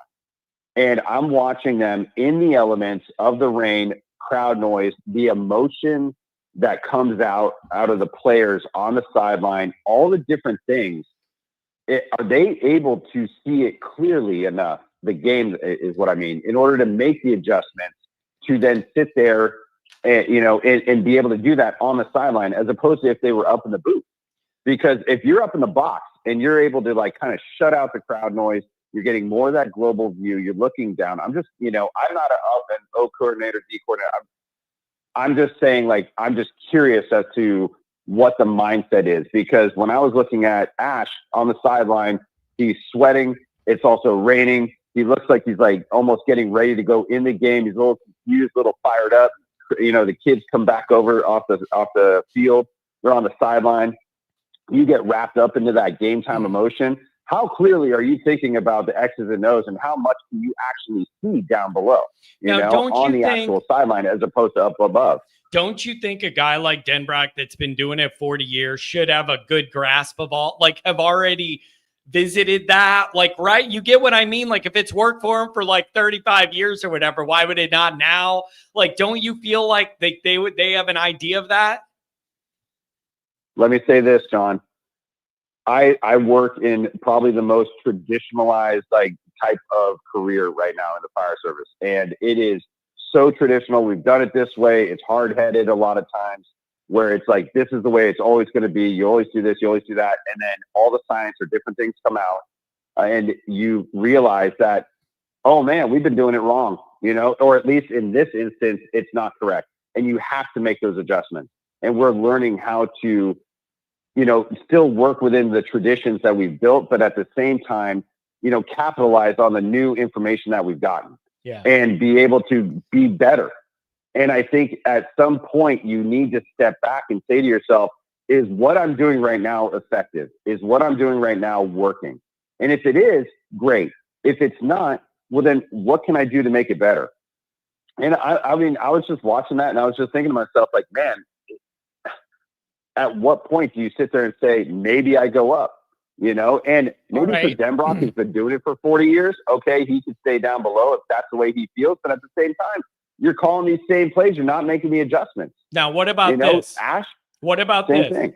Andrew Gilmore. This is an interesting point. You want Denbrock on the field this year because you have a new freshman quarterback. If it's a veteran, you could discuss moving up. Do you see any validity to that when the young kid makes a mistake and that ball gets kicked up for an interception on our 48th throw for no yards to the sideline? You could literally put your arm around your freshman quarterback, see in his eyes where he's at, and kind of put your arm around him, do that old thing. Have you thought about that part of it? 100%. And I completely agree with Andrew. This is where this isn't a clear cut. You absolutely do this or that. I think that there's validity to both. I think that there's pros and cons to both. And I think that Notre Dame needs to figure out which one is going to be the most effective rate. If they feel like Denbrock needs to be down, if we're talking just offense, that Denbrock needs to be down on the field in order to, be that kind of comforting blanket that is needed at times, or to get a better read on where his quarterback is, then so be it, if that's the case. But at the same time, then rely on the other coordinators, the other people up in the booth, and ask them hey, what else are you seeing up there that I'm not? Start talking to your teammates and the coaching staff and figure it out, because the adjustments were not made. The second half adjustments were not made. And yes, we made a push on the way, to get that game close, but too little, too late. And I'm sick of waiting until the second half. That's another one, man. Come out the gate and let's get it, and it's just, I feel like the adjustments are made too late. And I wonder if that was part of it. As on the defensive side, though, come on. He did not look comfortable on the sideline, at least to me. And I know I'm looking at it just on snapshots of what the TV shows, but that's just the way I saw it. So I at least wanted to bring it up, because I thought it was something that, might be something that people aren't thinking about that much. But when you're calling a game and you're sitting there and you're trying to figure out what is it that I'm not seeing, how can you do that sometimes when you're down below on the field like that? It's just a thought. Yeah. It's man, you question everything. That's what Freeman says, and that's kind of the position you're in. And what you need to do is question everything. So I don't know, man. Long 2 weeks, and we're gonna get the answer if they clean some things up, come out with a different level of intensity, and save this season, man. Adam, thanks for calling on a Monday morning. Be safe out there in the wilderness. You got it, brother. Take care. Have a good one. Oh man, these are tough discussions. $5 Ryan Elliott. He never has a comment. He just donates the money. You can feel free to say something, even if it's John, you're an idiot, you're wrong, whatever you want. Hey, listen, I know Kent is the resident troll here that everybody wants to give our time and boot out of here. He presents some good points sometimes, even if they're ones we don't want to address as Notre Dame fans. I ain't heard nothing about those 19 transfers. I'm going to tell you this right now. All that talk of they have 19 transfers. How put together is Miami going to be with all those moving people, and all this stuff, whatever. They did a great job.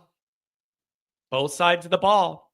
Whatever it was, 19 transfers, they were put together. They were playing as a cohesive unit. All those defensive new starters in the secondary were making plays on whatever, man. They did a good job. 561, first-time caller from Florida. I don't know, is this a Miami guy or a Notre Dame guy? What's going on, 561? Hey, how you doing? Hey, what's up? I'm a big Notre Dame guy. I was turned on to your show about a year ago from a good friend of mine. I got to tell you, great show. Love your honesty, where the program's at, breaking it down, keeping it realistic.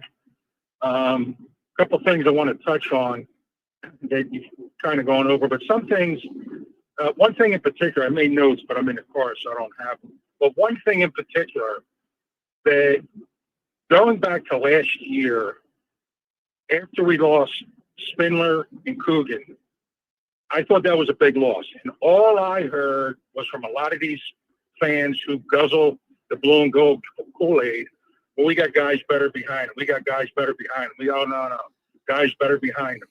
Okay, then you lose Pendleton, who's starting for Tennessee. And then you have the freak accident with Jagasol. And I said, oh, my God. Yeah. We are in a world of trouble here. And it never, I shouldn't say never. A lot of people want to still, that's not the reason. That line was atrocious. Absolutely atrocious. Now, I'm going to go back to Coogan and Spindler. And they'll say, well, they weren't going to be starters. I said, well, I'll tell you what. If it wasn't for those two, we don't go to the national title game, in my opinion, last year. Especially the leadership from Coogan. His pregame speeches made me want to run through a wall. And then obviously you had Jagasol, who's probably the best player, always injured, and then that accident there. I don't want to get into that. Should have never been out there, but that's another story right before camp. But what do you think on that? I mean, what's your this line was? Yeah, this has come up a lot. Here's the way I interpret this. Freeman had a discussion with all of those linemen about returning. I see, Notre Dame told those guys to kick rocks and we didn't need them. No. They were all invited back. But Freeman had a discussion with them where he said, no, none of you guys are guaranteed a starting role and you're going to have to battle it out. And the writing was on the wall that they probably wouldn't start. But they were invited back, but they were not guaranteed starting roles. Then these other schools came in, offered those guys a bunch of NIL and guaranteed starting roles, and they decided to do that. So I don't know where you fall on that, because like Freeman was honest about it. We want you back, but you're not guaranteed a starting role. And then they got money to start elsewhere, which is a guarantee. So I don't know. Is this just a reality of the modern transfer NIL world, or did Notre Dame screw it up? Well, that's fair. That is fair. But a lot of people had assumed, you know, what they say about assuming, that they were already passed up. Now, if Freeman said, which I sure as hope he did, hey guys, look, nobody's guaranteed anything from the quarterback all the way down to the fifth string punter. Nobody's guaranteed anything. Yeah. And they said, well, you know, we've been here 4 or 5 years, whatever. Then that I get. But I think a lot of people really underestimated how much we lost, regardless of why we lost these linemen and how we lost them. Yeah, it's tough. I said, wow, that's a lot of people to lose. And you know what, though? You know what I do think you're seeing, though? In the era of these quick transfers, NIL deals, I don't think you're going to see teams with the depth you saw it 5, 6, 7 years ago, because guys that don't start are going to take NIL money and go start somewhere else. And then if you get injuries, then you're in a really bad spot. I feel like that is like one of the modern realities of the portal and the NIL is you're not going to have great line depth because guys that think they could start, if somebody gives them money and you're not starting them, they're going to go do it. I feel like some of that is the modern reality. But I agree with you, though. The depth is an issue, and the leadership, who is taking charge of that unit, being like, guys, we need to wake up. Who is that vocal leader on that line? And you got 2 guys that are captains on that line, and I didn't see it from them. Bingo. That was one of the things I had in my notes. The leadership on both sides, to me, it was non-existent. And one other thing, too, just my opinion, I don't think Miami's that good. I really don't. I think it's a combination of, think about it. If Miami was that good and we played as poor as we did, we lose by 20 points, right? In reality. Yeah. Now, Carr, I think he's got a great future. The studs that were supposed to show up, I don't think they showed up. There was so many guys. I was at the game and I taped it and I didn't want to watch it, but when I got home, I wanted to see who did what, who. There was guys I forgot were even on the team because they were non-existent. Sneed, Patello. Okay, I know you're coming off the injury. And what about Bryce Young? All I heard in the offseason was, oh, we got the second coming of his dad here. Yeah. I heard all this hype. And where were you? I know you're young, but now you're thrown into a role that, hey, we lost a lot of guys. And there was a couple other players, too, that I completely forgot about them because they were nowhere to be found. Heinous, too small, great guy. You know, I love what he did against Georgia at the end of the game, in the playoff game, but he's too small. He's a tough kid. At this level, though, somebody brought up a good point. The other caller with a lot of passion, was he the guy from Chicago? What's his name? Yeah, Bob Tom. Or something? Yeah, Tom. Tom, sorry. Wow, I listened to him after the game. Woo. Woo.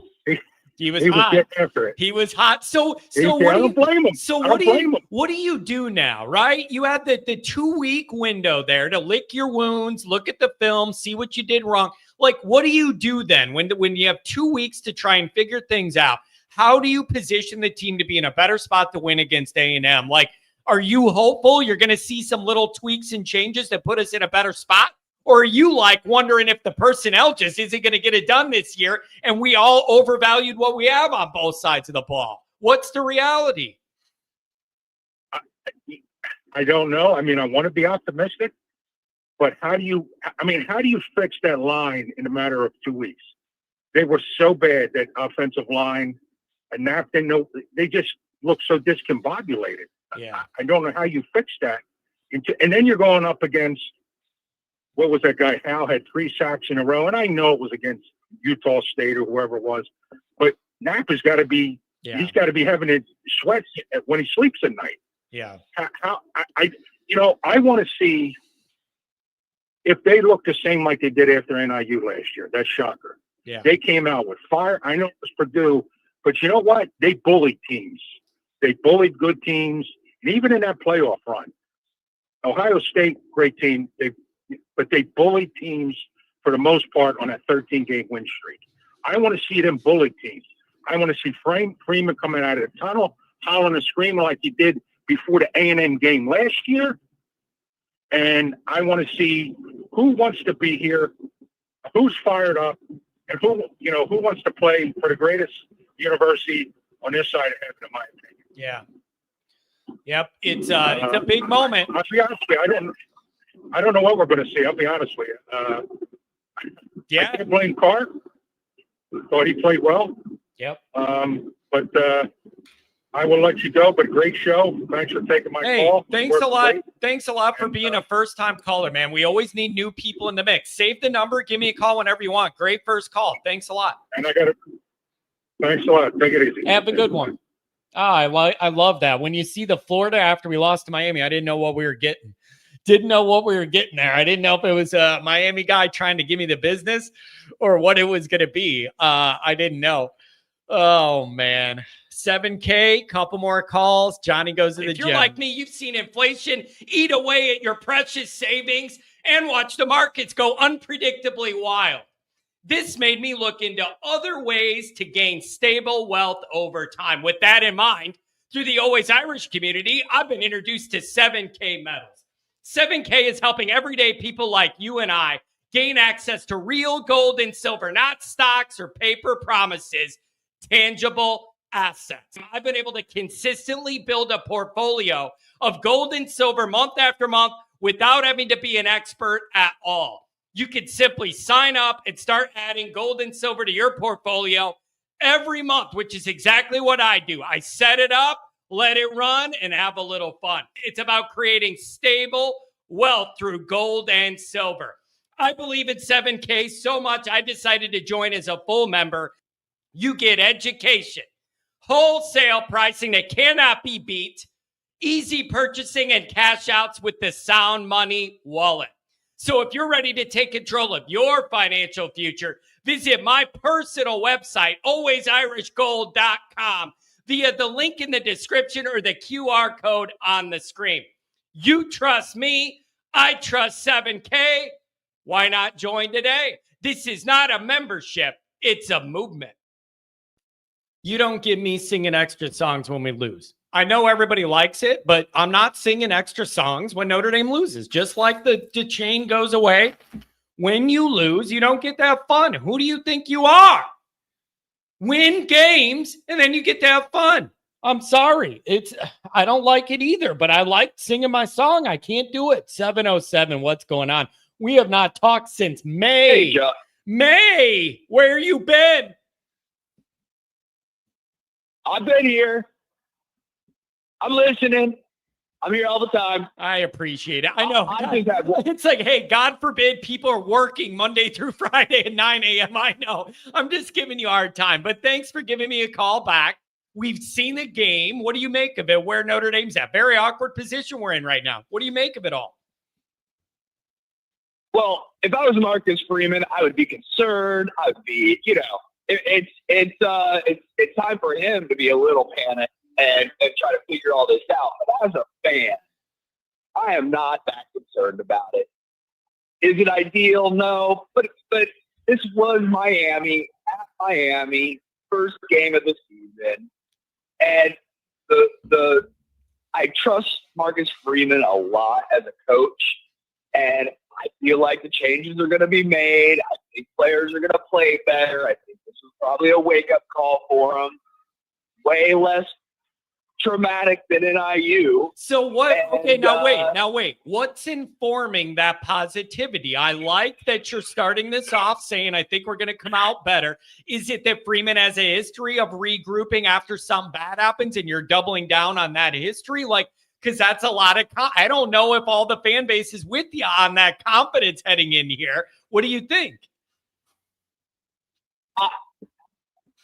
We have limited experience with him with him in general. He's a fairly new coach. Just a coach in general, let alone at Notre Dame. He's still a new coach, really.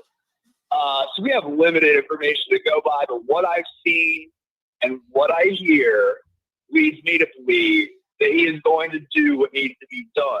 That guy is driven. He wants to succeed. And I think he has the skills to do it. So I think it's, he's going to do a good job. And I feel comfortable with that. And really what it comes down to, the basic thought in my head right now is, we have some problems. We have things that need to get fixed. We could come out against A&M and look great and start winning games again and go on a run. And if we win the rest of our games, I think that pretty much guarantees a spot in the playoffs. And when you get to the playoffs, everybody's 0-0, and you play the games. And so if Freeman does what I think he's going to do, we're going to win games, and a national championship is still within our grasp. I mean, really, it's the team controls their destiny right now, still, as far as I'm concerned. All they have to do is win, get in the playoffs, and then keep winning. And then they're undeniable national champions. So, it's not panic time. If we lose at A&M, I'm going to be concerned. But under the circumstances, I could take a Miami loss to start the season. Man, that's a lot of positivity. That's a lot of positivity, man. I want to believe that they're going to come out and look way more put together and have a different intensity to them and get all ramped up. I want to believe all that, man. But it's just, here's the thing, man. It isn't just that you lost to Miami. It's how you lost to Miami. The defense, the defensive line, and the offensive line not doing a good enough job. Those are supposed to be the foundations of the program. Them letting us down is what alarms me more than anything else. Those are supposed to be our historical strengths, and they let us down. It's one game, and it's the start of the season. I think that they're going to be a lot better next week. I hope so. And there's no guarantees. College football, and God knows, Alabama stinks now. Who would have thought that 10 years ago? Yeah. Things change over time. You can't win them all. But I am still very comfortable with how we're doing this season. For now, it's going to get better. All I want to see is us get in the playoffs and we start all fresh there. Nothing but season. If we get in the playoffs, it doesn't matter if we lost 9 games. If we're in the playoffs, 0-0, it's time to buckle up and win some games. Yeah. So that's what I'm focused on. There might not be a team going to beat it this year in all of college football. That's a real possibility. And it's certainly not going to be 12 of them. So nothing's really changed. We're all right. We're all right. We got a great coach, great program. Everything's been moving in the right direction.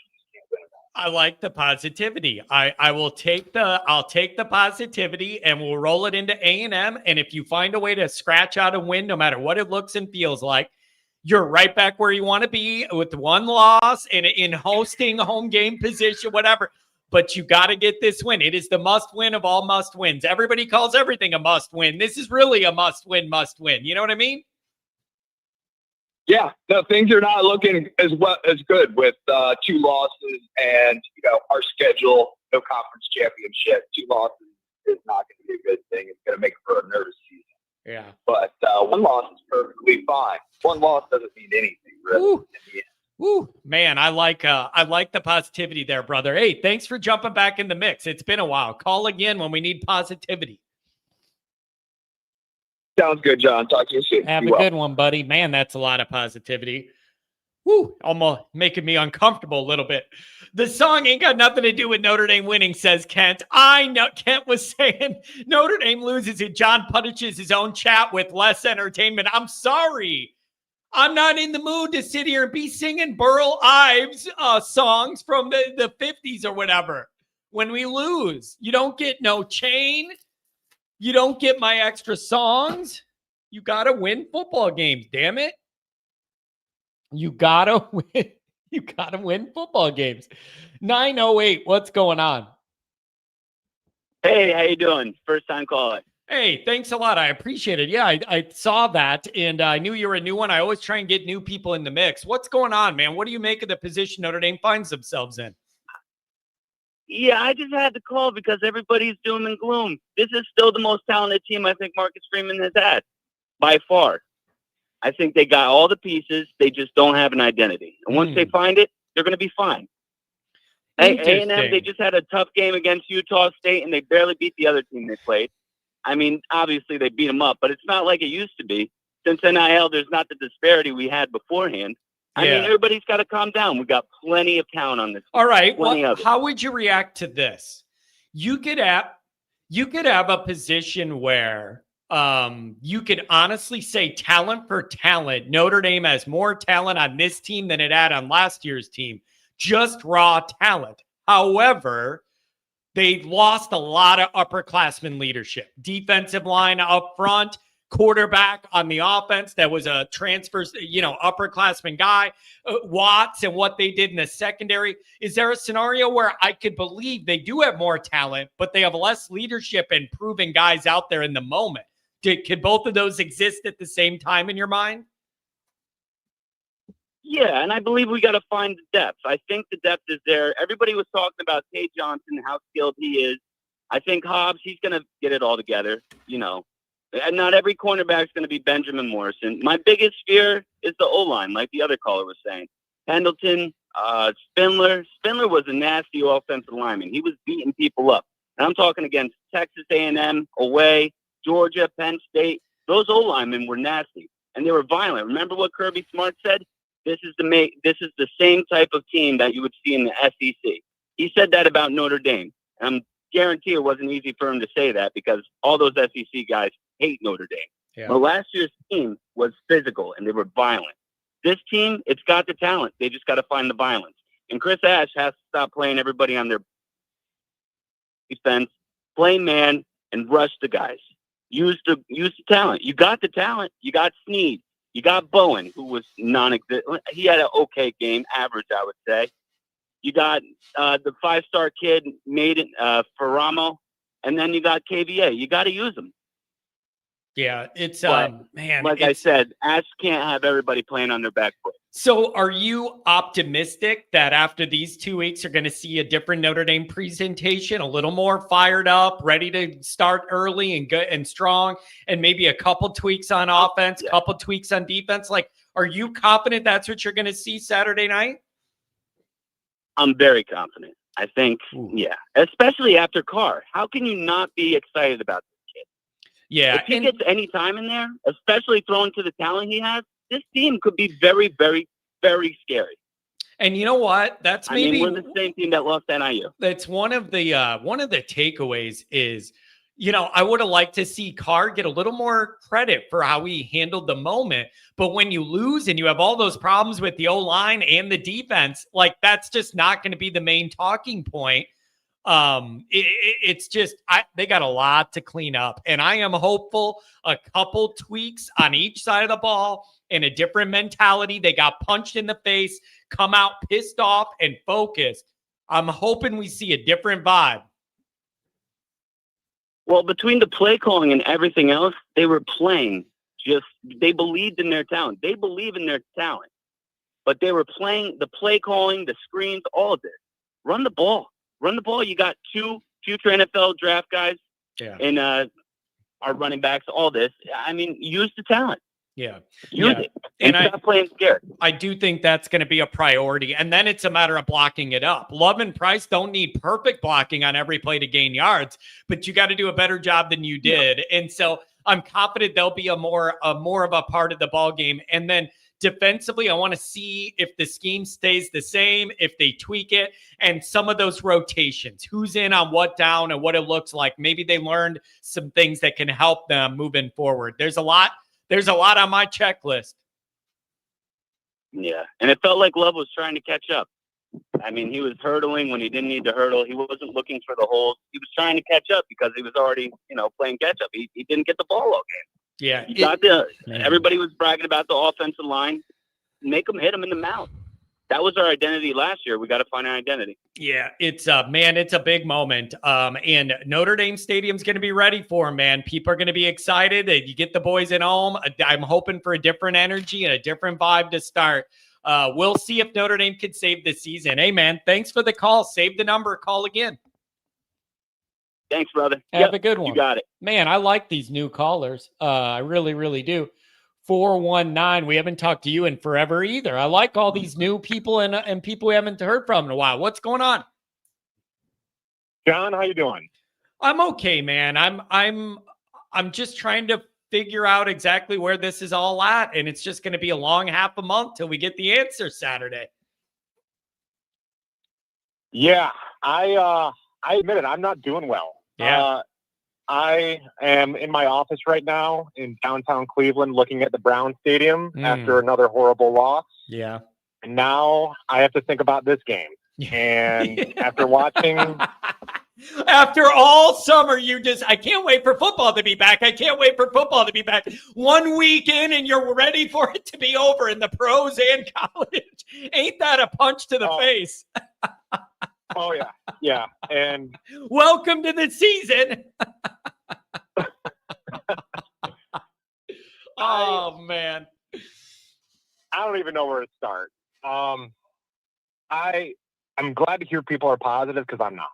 I'm just getting, this season just feels weird. I think there's a hangover with this team and there's a lot of new faces, new transition to coordinators.